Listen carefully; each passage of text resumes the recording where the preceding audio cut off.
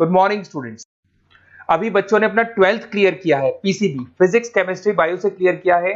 Now they are planning to do MBBS का plan कर रहे हैं। नीट का एग्जाम उन्होंने दिया है, तो मैं थोड़ा सा डिस्कस करने वाला हूं। बहुत सारी यूनिवर्सिटीज मिलेंगी आपको, इंडिया में भी है और आउट ऑफ इंडिया भी है, बट कुछ ऐसे स्टूडेंट्स होंगे जो मिडिल क्लास फैमिली से हैं, और इंडिया में बहुत सारी ऐसी यूनिवर्सिटीज हैं जिनका बजट बहुत हाई है और वो चाहते हैं कि हमको कम बजट पे पूरा एमबीबीएस कंप्लीट करना है, लीगल, सब कुछ लीगल, सारे एफिलिएशन सारे अप्रूवल के साथ करने हैं। तो अपन इसको डिटेल में डिस्कस करेंगे।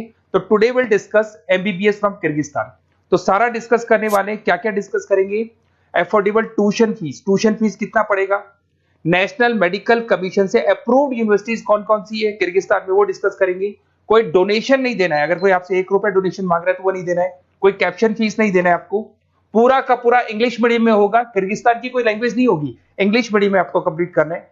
ग्लोबली रिकॉग्नाइज होगा, आप कहीं पे भी कहीं से भी अपना जो एमबीबीएस का प्रैक्टिस है, डॉक्टर का प्रैक्टिस है, वो कर सकते हैं। स्टूडेंट्स के लिए 100% सेफ और बहुत अच्छा एनवायरनमेंट मिलेगा आपको। थोड़ा सा मेरे बारे में बताया तो मैं क्लासेस लेता हूँ और ये मेरी क्लासेस मिलेगी, मैं ऑनलाइन ऑफलाइन रिकॉर्डेड तीनों मोड पे लेता हूँ। मैं मुंबई में पढ़ा रहा हूँ, मैं दिल्ली जयपुर में पढ़ा रहा हूँ, इसके अलावा राइटर भी हूँ, बहुत सालों से मैं बुक्स भी लिख रहा हूँ। अब अपन डिटेल में डिस्कस करने वाले हैं। अगर मैं एलिजिबिलिटी की बात करता हूं तो जो एलिजिबिलिटी रिक्वायरमेंट है वो क्या क्या है? बच्चे का 12th क्लियर होना चाहिए, पीसीबी फिजिक्स केमिस्ट्री बायो से होना चाहिए। मिनिमम रिक्वायरमेंट है 50%। अगर बच्चे का 50% से कम है जनरल कैटेगरी में तो एमबीबीएस नहीं कर सकता है, और 40% चाहिए रिजर्व कैटेगरी के लिए। नीट का एग्जाम कंपलसरी है। नीट के एग्जाम में जो वैलिड स्कोर होना चाहिए उसका होना चाहिए 2023, 24, 25 2023 का बच्चा भी स्कोर कार्ड वैलिड है, वो भी कर सकता है, 24 का भी कर सकता है, 25 का भी कर सकता है। और नीट एलिजिबल कैंडिडेट होना चाहिए इन तीनों के अंदर, किसी भी ईयर में अगर आपका एलिजिबिलिटी है तो काउंट हो जाएगा।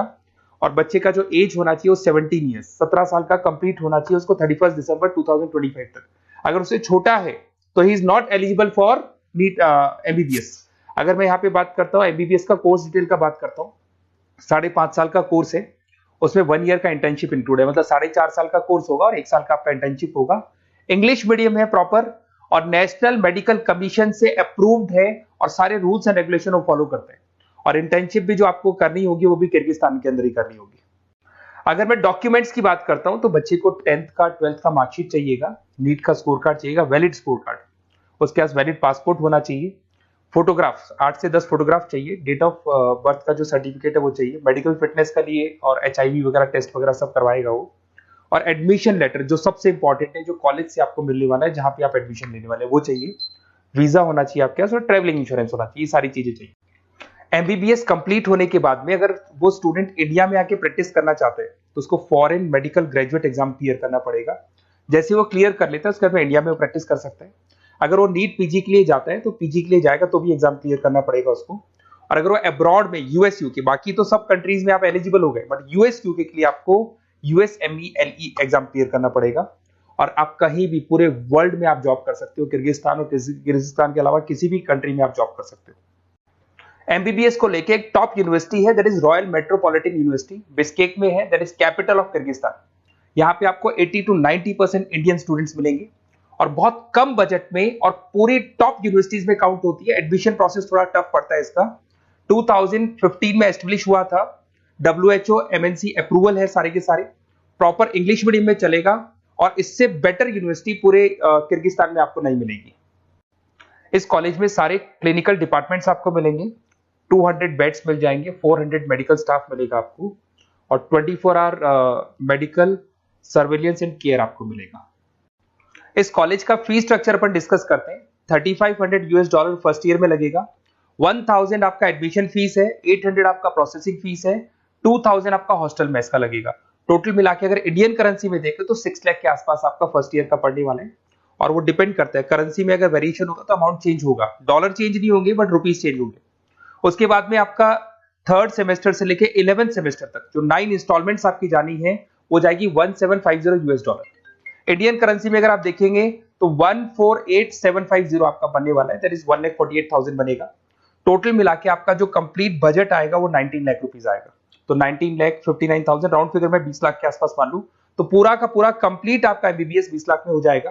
ये जो प्रोसेसिंग फीस $800 आपको $800 दिया जा रहा है, इसके अंदर आपका इमिग्रेशन लेटर हो गया, रेक्टर ऑर्डर हो गया, एडमिशन लेटर हो गया, ट्रेवलिंग इंश्योरेंस हो गया, मेडिकल इंश्योरेंस हो गया, डीओसी हो गया, आपका वीजा प्रोसेस हो गया, एयर टिकट हो गया, एयर पिकअप हो गया, आपका हॉस्टल लेटर हो गया, फॉरेक्स कार्ड हो गया, इमिग्रेशन डॉक्यूमेंट हो गया, और वन साइड का आपका जो एयर फेयर है वो भी इसमें इंक्लूड रहेगा।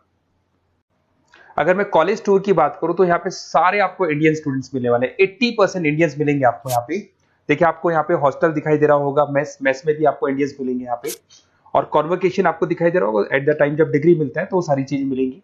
और अगर आपको कुछ भी डाउट है तो आप इस नंबर पे व्हाट्सअप करें, मैं आपसे डिटेल में डिस्कस करूंगा।